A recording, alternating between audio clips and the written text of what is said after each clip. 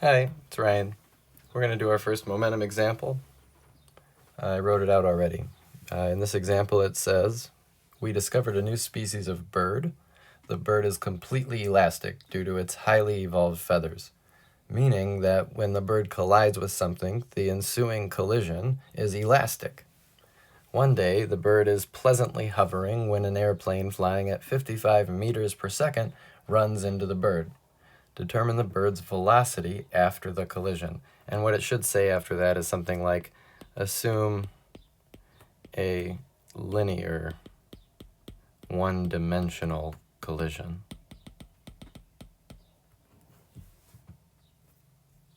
We can always apply the principle of conservation of linear momentum, POCOM, for two directions independently of each other, the x and the y, if need be. Anyway, I drew a picture.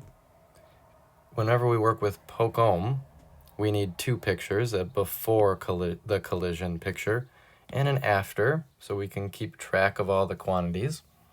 Before the collision, I have the airplane about to collide with the bird. And so I labeled that the bird has a zero velocity, it's hovering, and that the airplane has this initial velocity.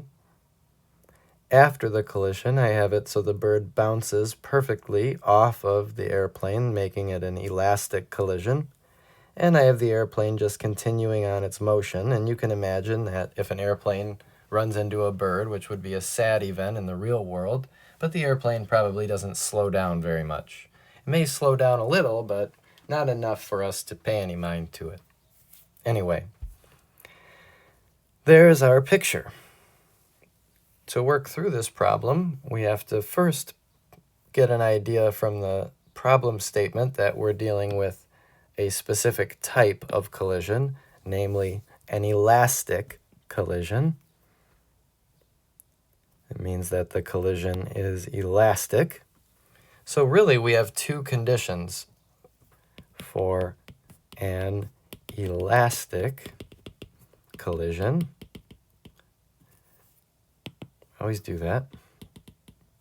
We know, one, that momentum is conserved, but we have another condition, and that is two, that kinetic energy is conserved. So really we have two equations to work with instead of the normal one.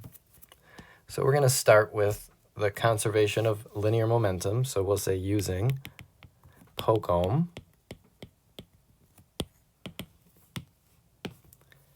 That tells us that the momentum before the collision is equal to the momentum after. We're going to drop vector notation because it's one-dimensional. And what we have to really do is add all the momenta for each body separately. So we have the momentum for the plane before plus the momentum for the bird before. And that has to equal the momentum for the plane after plus the momentum of the bird after. We know then that we can always input mv for these. So we have the mass of the plane times the velocity of the plane before, which we called v sub o plane. Then we have the mass of the bird times the velocity of the bird before, which actually was 0. I'm going to note that.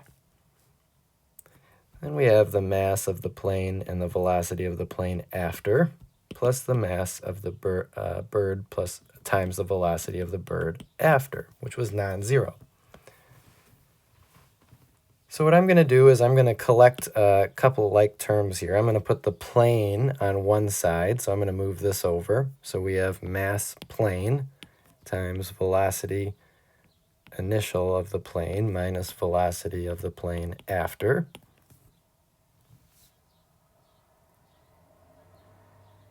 And that equals the mass of the bird times the velocity of the bird after. And I'm just going to keep that. We have too many unknowns right now, but I'm not going to panic. I'm just going to go ahead and apply the other condition. So it's kind of the same process. If kinetic energy is conserved, we can say that the kinetic energy before is equal to kinetic energy after. And we'll just add up all the kinetic energies for each body. So we'll have the kinetic energy for the plane before, kinetic energy for the bird before, and it's going to equal their kinetic energy after, added together, of course. We know that kinetic energy is always 1/2 mv squared. So I'm going to go ahead and substitute this, all the values in.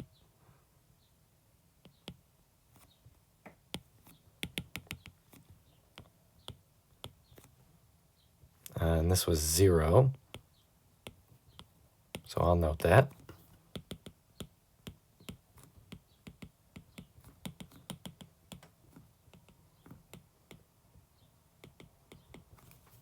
And I'm going to do the same thing that I did up here. I'm going to get the bird information on one side and the plane information on the other. If you notice, there's a 1/2 in everything, so I can just multiply everything by 2, and that will turn to 1. So I'll get rid of these. And I'm going to move my plane information to one side, so I'll end up with mass plane v sub o plane squared minus v plane after squared. And that equals the mass of the bird times the velocity of the bird after squared. And now I have 2 equations to work with. And so now there's a lot of ways that students can go about getting the solution. Now that we have our tools, 1 and 2, we can solve for the v bird after.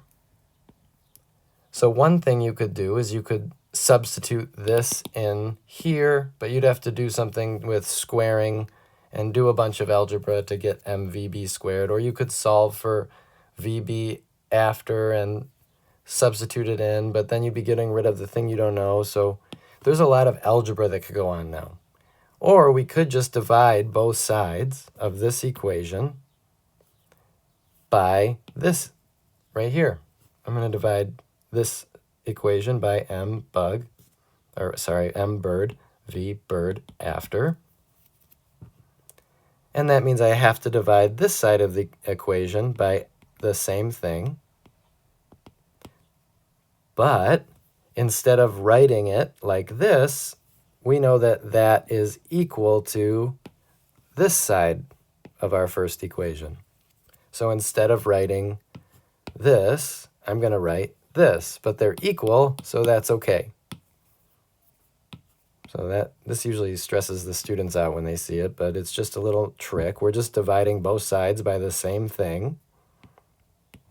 We're just making it look a little different.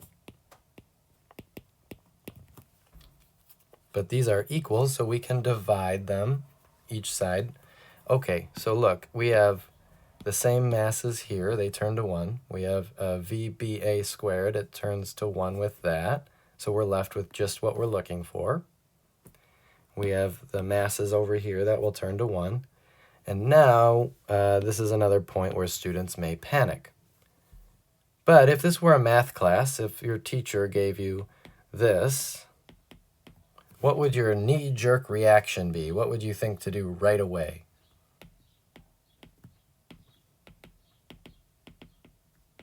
Wasn't that it? Could you not even help yourself? As soon as I wrote x squared minus 4, didn't your brain just say x minus 2x plus 2? Well, if it didn't, it's okay, but that's called factoring, and you can factor the difference of 2 squares anytime. And so we're going to rewrite this one more time. That's really VOP minus VPA times VOP plus VPA. Same identity here. And that equals VBA. Now, we're dividing this by itself, and we're left with a solution.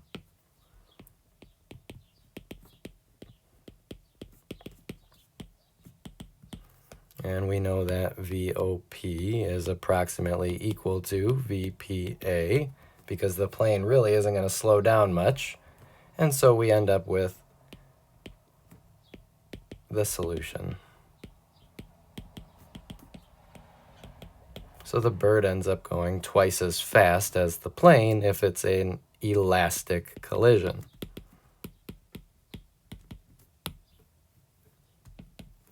And the problem asks for velocity, so we better write this as a vector, right? And we can just say it's in the x direction.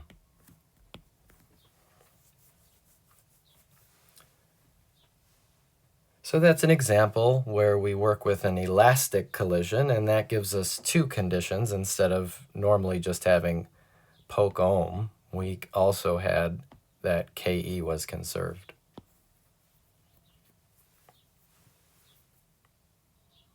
All right, more examples to come.